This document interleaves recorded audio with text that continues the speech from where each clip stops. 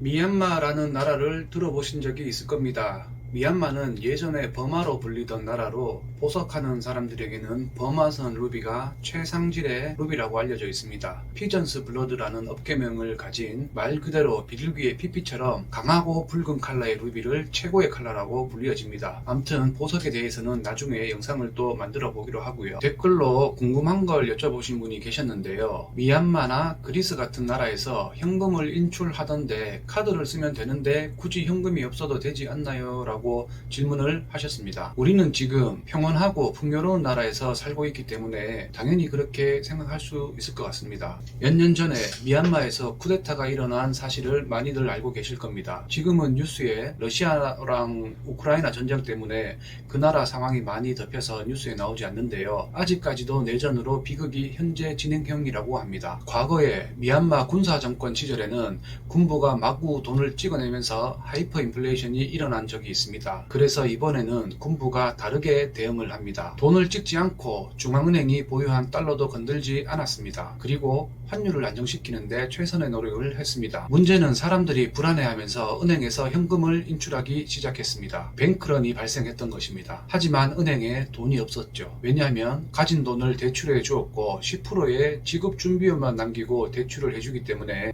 뱅크런이 지속되면 은행은 결국 파산하게 됩니다. 현금 부족 사태에 은행은 공황 상태가 되어버리고 인출 한도가 120달러에 불과해서 ATM기로 돈을 인출하게 되면 로또가 되어버렸다는 말이 나올 정도였습니다. 당시 뉴스 기사를 보면 분명히 내가 어카운트를 개설해서 내가 갖고 있는 돈인데 내 돈 찾기가 힘들다고 하고 개인의 인출 한도를 제한해서 그야말로 찾을 수 없는 내 돈이 되었습니다. 그래서 현금을 가지고 있는 사람들이 수수료를 받고 모바일 뱅킹으로 돈을 받은 다음 수수료로 13%까지 받는 기이한 현상도 생겨났습니다. 모든 사람들이 이렇게 종이돈을 찾으려고 하면 은행이 망하면서 화폐 경제가 붕괴하게 되는 것입니다. 이런 현상은 1929년 미국 대공황 때도 그랬고 2015년 그리스의 재정위기 때도 우리는 보았습니다. 그리고 현금을 많이 가지고 있으면 처벌도 한다고 합니다. 많은 사람들이 모르고 계시지 싶은데 우리나라도 외국환 거래법에 외국환 거래의 정지를 나라에서 할 수 있는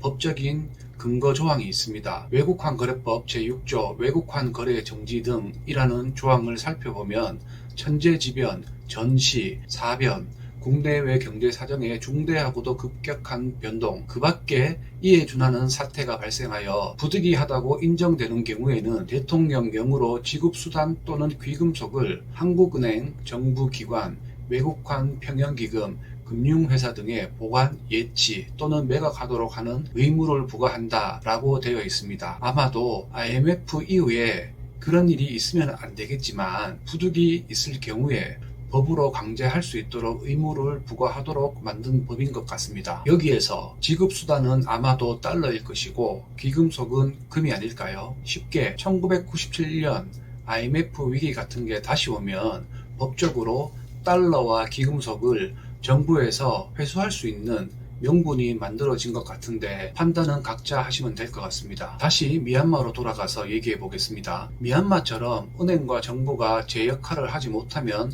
화폐가 모자라기 때문에 1달러짜리 90장과 100달러짜리 한 장이 교환이 되기도 합니다. 모바일 뱅킹으로 돈 보내고 수수료를 먹는 것과 같은 개념으로 돈이 모자라기 때문에 당장에 필요한 돈, 소외권이 더 귀해지는 것입니다. 돈이 많으면 괜찮습니다. 돈이 없는 서민들은 잔돈이 필요하니 잔돈을 많이 준비해야 되는 거라고 보면 될 것 같습니다. 자, 그런데 뉴스 내용에 이상한 문구가 있습니다. 현금이 귀해지는데 인플레이션의 조짐이 있다고 합니다. 이상하네요. 현금이 귀해지면 디플레이션이지 인플레이션이 아니거든요. 인플레이션은 현금이 흔해지면 생기는 결과입니다. 도대체 기자가 왜 저렇게 기사를 썼을까요? 바로 여기서 말하는 현금은 미국 달러를 의미하는 것입니다. 달러가 귀해지면서 자국 화폐의 가치가 계속 떨어진다는 것을 의미하는 것이죠. 쿠데타 직후인 2월 3일에는 1380잣이었던 환율이 5월 12일에는 1700잣을 초과해서 올랐고 금값은 연일 최고가 행진을 하고 있다고 합니다. 미얀마 중앙은행이 달러를 자본시장에 공급하면서 환율 방어에 힘쓰고 있지만 효과가 제대로 먹히지 않는다고 합니다. 2024년 지금 우리나라 대한민국도 환율 방어를 위해서 달러를 쏟아붓고 있을 겁니다. 기준금리가 우리나라는 3.5%, 미국은 5.5%인데 우리나라 돈이 원화가 기축통화도 아닌데 당연히 이자 더 준다는 미국 채권으로 외국 기관들이 돈을 빼갈 텐데 그걸 방어하려면 상당한 달러를 붓고 있을 겁니다. 미얀마든 어느 나라든 중앙은행이 환율 안정을 위해서 달러를 푸는 게 중단된다면 어떻게 될까요? 그냥 바로 물가 상승으로 가는 겁니다. 한국도 동일합니다. 달러가 모자르면 그 즉시 수천조 원의 원화는 달러와의 교환을 시도하면서 환율은 치솟게 되는 것입니다. 미얀마의 당시 상황에 대해서 잠시 말씀드렸는데요. 질문해 주신 분의 답변을 다시 한번 정리하자면은 현재의 신용자본 시스템은 무조건 지급준비율과 외화 보유고라는 두 개의 수단에 의해서 돌아갑니다.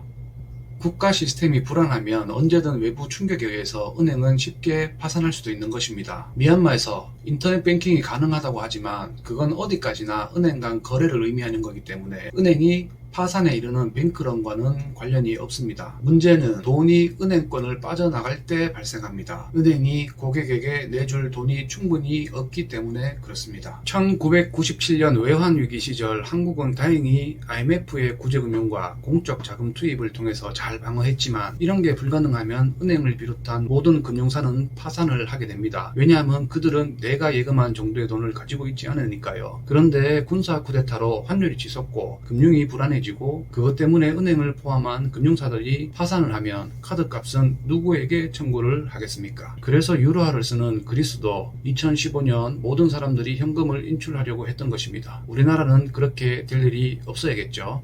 오늘 영상을 한마디로 정리하자면 만질 수 있는 돈이 내 돈이고 내 주머니에 있는 돈이 내 돈입니다.